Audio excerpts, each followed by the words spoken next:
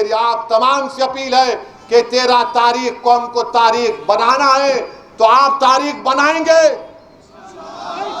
हैदराबाद में क्या रहेगा? सिर्फ पतंग रहेगी। हैदराबाद में सिर्फ क्या रहेगा? पतंग रहेगी। और तेलंगाना से बीजेपी। अस्सलाम वालेकुम।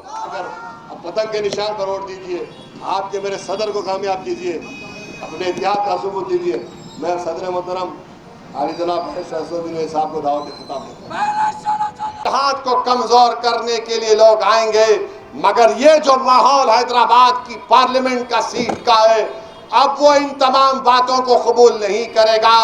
वो जरूर तुमको देखेगा, तुमको सुनेगा, मगर दिल में बोलेगा ये यजीदी है, ये इब्ने मलजम है, ये नमरूद और वक्त के फिरौन का साथी है, ये हमारे इत्तेहाद का दुश्मन है, ये टीपू सुल्तान के कातिलों का साथी है, ये सिराजुद्दौला के कातिलों का साथी है।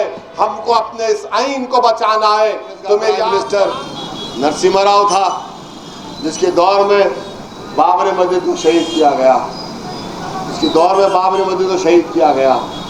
और आज आप देखते हैं कि आज इनके पास जो एजेंडा है, एक एक मसाजिद को ख़त्म करना चाहते हैं।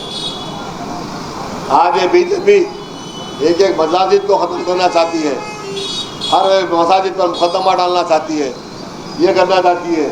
इसके लिए आवाज़ कौन उठाते हैं? इसके लिए आवाज़ कौन उठाते हैं?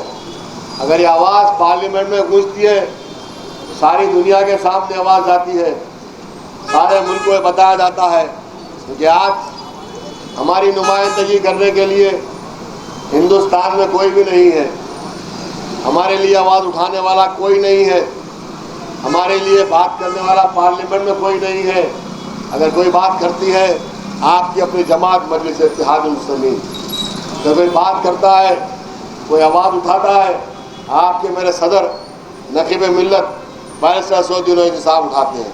और इस बेबाकी से उठाते हैं कि देखने वाले देखते हैं, लिखने वाले लिखते हैं, सुनने वाले सुनते हैं। उनका मुकाबला हिंदुस्तान की पार्लियामेंट में जितने एमपी रहते हैं कोई नहीं करते। नकीब मिल्लत किसी टीवी पर डिबेट करते हैं तो आप देखते हैं किस तरह से डिबेट में हिस्सा लेते हैं। जो बहस करते हैं किस तरह से बहस करते हैं, सारे लोग ये देखते हैं।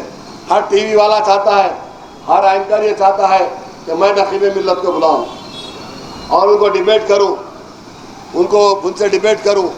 मेरे टीवी चैनल पर अगर वो आ जाएंगे तो मेरा टीआरपी बढ़ जाएगा। हर टीवी, हर चैनल, हर एंकर ये चाहता है कि सदर मोहतरम का इंटरव्यू ले, सदर मोहतरम से बातचीत करे, सदर मोहतरम को अपने चैनल की बहस पर बुलाए और बुलाकर उनको बहस में हिस्सा लेने दे। क्योंकि जब वो बहस करते हैं, और भी कई लोग रहते हैं, कई जमातों के लोग रहते हैं, लेकिन सब जब सदर मोहतरम बोलना शुरू करते हैं, जिस तरह जवाब देते हैं, सबकी बोलती बंद हो जाती है। तो यही लोग चाहते हैं। क्यों बुलाते हैं? इसलिए बुलाते हैं, उनको बुलाने से उनकी टीवी की इज्जत बढ़ जाती है, उनके चैनल की शान बढ़ती है।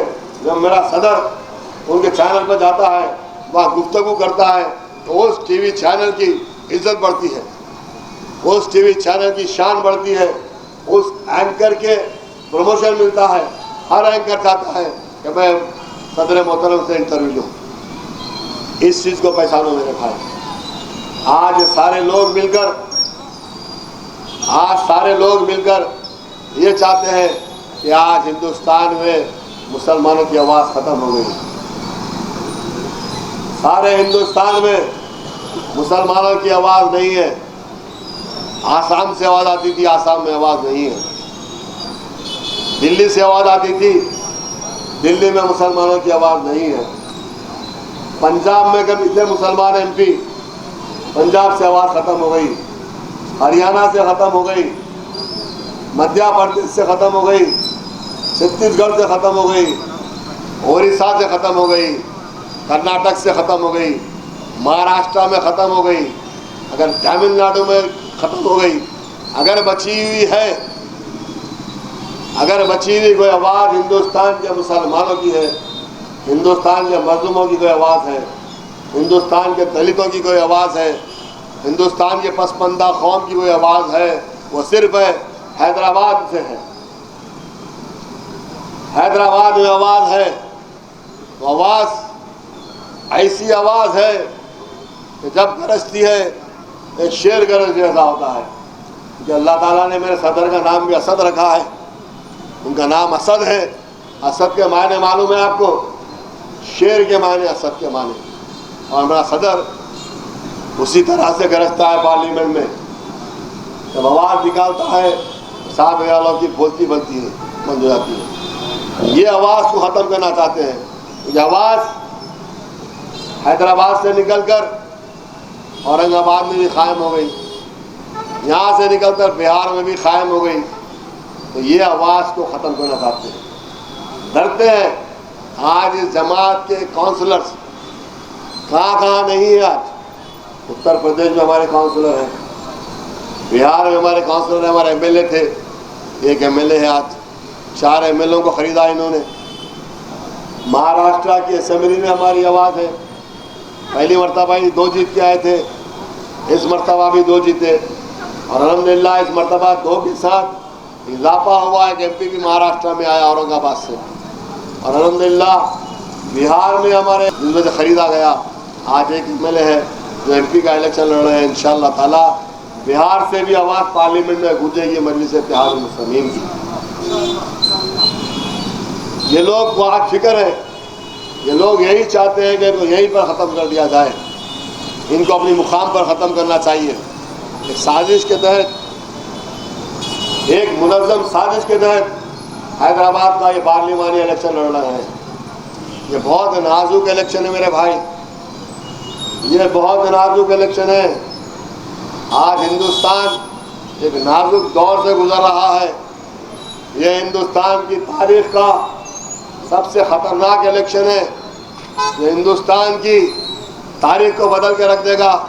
और ये इलेक्शन हिंदुस्तान में इस तरह से हो रहा है, चाहते हैं कि आज हिंदुस्तान में हम सबको कमज़ोर कर दिया जाए, और हैदराबाद की आवाज़, आपकी मेरी जमात की ताकत को कमज़ोर कर दिया जाए। आपके मेरे सदर की आवाज़ को नहीं जाना रोकते हैं। मुनज़्ज़म तौर पर इलेक्शन हो रहा है, सारी जमातें एकजुट होकर इलेक्शन लड़ रही हैं।